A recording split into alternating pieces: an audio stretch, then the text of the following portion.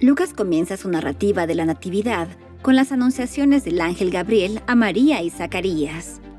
Parece que Lucas menciona estas dos historias una junto a la otra a propósito, para no solamente contrastar a María y a Zacarías, sino también para comparar las dos historias de nacimientos milagrosos de Juan el Bautista y Jesucristo. El primer anuncio de Gabriel ocurre en Jerusalén en el templo a Zacarías, un sacerdote del grupo de Abías. Los grupos de sacerdotes fueron establecidos durante el tiempo del reinado de David, cuando había muchos sacerdotes para servir en el templo en un tiempo determinado. Debido a su gran número, el rey David dividió a los sacerdotes en 24 grupos, y Abías era uno de estos grupos. Cada uno de estos grupos servirían por una semana 2 veces durante el año, lo que significaba que Zacarías solo tendría la oportunidad de servir en el templo por 2 semanas durante cada año. Las asignaciones del templo para los sacerdotes, las cuales consistían desde sacrificios hasta encender la menorá, eran escogidos echando suertes. La asignación más honorable era quemar el incienso ante el velo del templo. Esta quema de incienso era ofrecida cada mañana y tarde en el lugar santísimo y representaba las oraciones de Israel ascendiendo al cielo ante el velo. Esto era lo más cerca que Zacarías haya estado al lugar santísimo, y parece ser una asignación que nunca había recibido previamente. Como parte del ritual, Zacarías, mientras oraba, debía quemar una combinación de incienso sobre el altar de oro, incluyendo el incienso, uno de los regalos de un mago. Afuera las personas estarían orando y esperando hasta que Zacarías terminara. Después de que llegara a la puerta del templo para pronunciar una bendición sobre ellos. Por supuesto, Zacarías nunca pudo pronunciar esta bendición, debido a que había sido maldecido por el ángel, lo que aumentaba el temor y el asombro de las personas.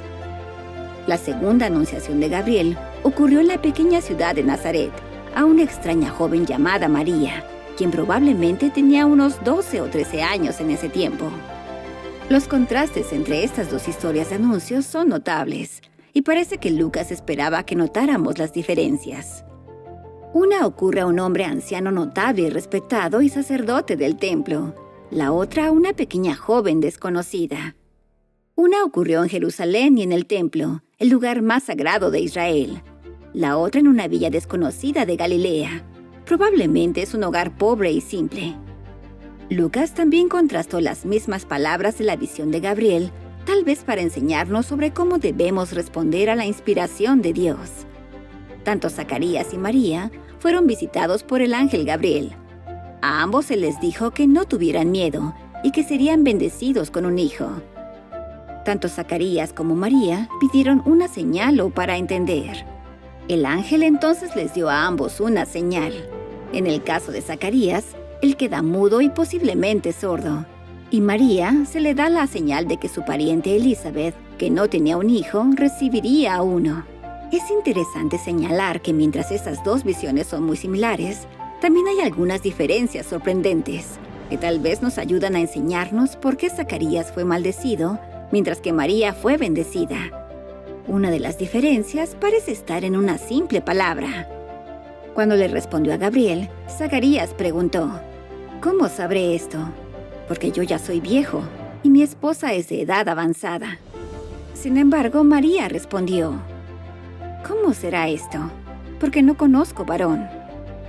Zacarías estaba buscando una señal para saber si el ángel realmente estaba hablando con la verdad, mientras que María simplemente creyó y solo preguntó cómo ocurriría realmente este milagro.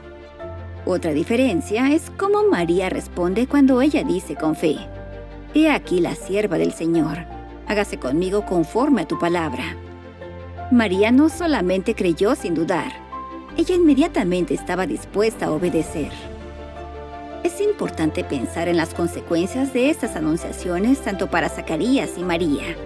Para Zacarías, tener un hijo sería una de las más grandes bendiciones que podría recibir. Sin embargo, para María, no estando casada y embarazada, podría significar que sería juzgada ante la sinagoga local. Se burlarían y la despreciarían por años, y posiblemente toda su vida. Sin embargo, un hombre, un sacerdote y una persona respetada fue quien buscó una señal y renuncia a creer. Mientras que María, una joven mujer y realmente siendo nadie ante la sociedad, simplemente creyó y confió que sería bendecida por seguir a Dios. ¡Qué fe y determinación tan notable tenía María! No es de asombrarse que el Padre de todos nosotros la escogiera para ser la madre de su Hijo.